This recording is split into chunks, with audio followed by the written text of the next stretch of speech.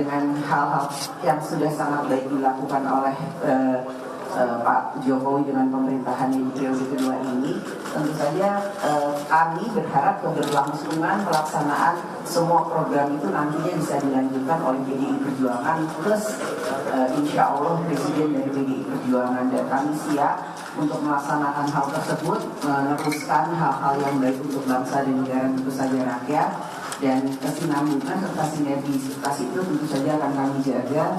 Dan salah satu hal yang akan dilakukan yaitu melalui rakernas ini bahwa akan ada sinergitas, keberlangsungan, kesinambungan apa yang sudah dilakukan oleh Presiden Jokowi dan pemerintahannya di periode 1 dan periode 2 dengan nanti pasca tahun 2024. Itu sebagai pengantar yang bisa kami sampaikan, dan proses pemilu tetap akan dilaksanakan, tahapan-tahapan pemilu 2023 ini juga sedang dilaksanakan, sehingga menuju tahun 2024, pemilu tahun 2024 insya Allah akan berjalan dengan baik, lancar, jujur, adil, dan yang pasti santun dan bergembira. Pesta demokrasi rakyat adalah pesta untuk rakyat yang bahagia, senang, damai, tentram, jadi nggak gontok-gontokan, nggak ribut, dan tapi berjalan secara damai. Itu pengantarnya. Ada pertanyaan bisa ditanyakan kepada yang ada di sini, juga kepada Pak Ganjar. Selamat sore Pak Puan, saya Delvira dari Lingkungan.com. Izin bertanya soal apakah rakernas kali ini akan membahas khusus strategi pemenangan di Jawa Barat dan Sumatera Barat, mengingat elektabilitas Pak Ganjar relatif rendah.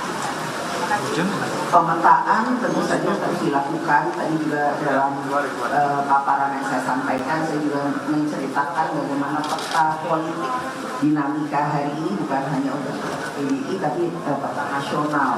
Begitu juga tadi Pak Ganjar sudah menyampaikan setelah beliau ini pergi keliling daerah, beliau concern bahwa membangun bangsa dan negara itu tidak bisa hanya dilakukan sendirian, tapi tentu saja bersama-sama, solid, bersama, bergabung bersama dengan rakyat, bergotong royong bersama dengan rakyat.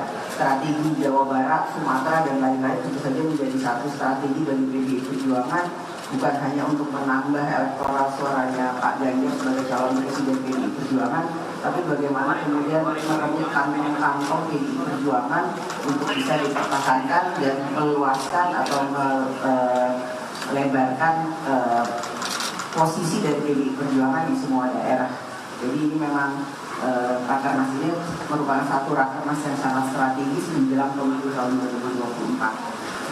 Mbak Puan, Saya dari Tempo pertanyaan. Gimana strategi pemenangan pemilu? Nah, kalau dari PDIP sendiri kan kemarin sudah mengangkat 10 nama, apakah di hari ini sudah mengerucut namanya 28 nama? Kemudian dalam waktu dekat kemarin P3 bilang akan bahas capresan dengan P3. Nah, apakah nanti hasil rakernas ini akan dimunculkan atau tidak?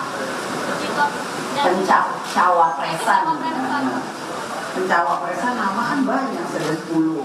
Kalau boleh saya sebut yang ada di media, Pak Mahfud sudah masuk namanya, Pak Erick Thohir, Pak Ridwan Kamil, Pak Sandiaga Uno, kemudian ada Pak AHY, ya kan? Pak AHY, Pak Erlangga, ya kan? Nama-nama itu ya masuk dalam peta yang ada di PDI Perjuangan.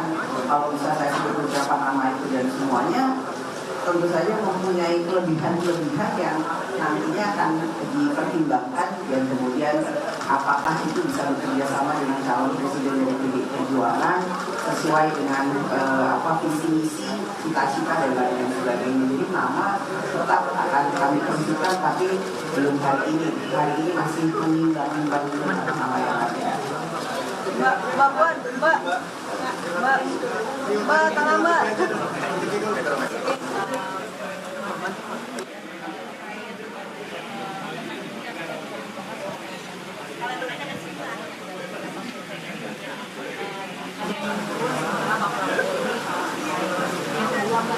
Kalau soal wayangan penolakan Mas Kaisang sebagai wali kota Depok dari PDIP, apakah optimistis untuk bisa menerapkan tampil Untuk Mas Kaesang boleh juga ya kayaknya masuk Depok ya nanti PDI Perjuangan pertimbangkan, toh pilkadanya masih 2024, tapi ya nanti saya tanya Mas Kaesang berminat atau enggak masuk PDI Perjuangan tuh.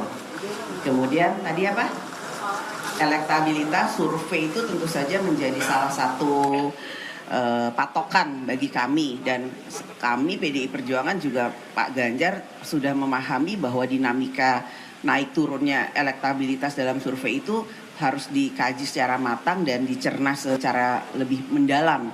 Namun yaitu salah satu hal yang harus kami lakukan adalah bagaimana kemudian bisa mendorong Pak Ganjar untuk bisa bukan saja surveinya naik tapi memang bisa diterima oleh rakyat. Itu yang menjadi salah satu hal yang harus dilakukan.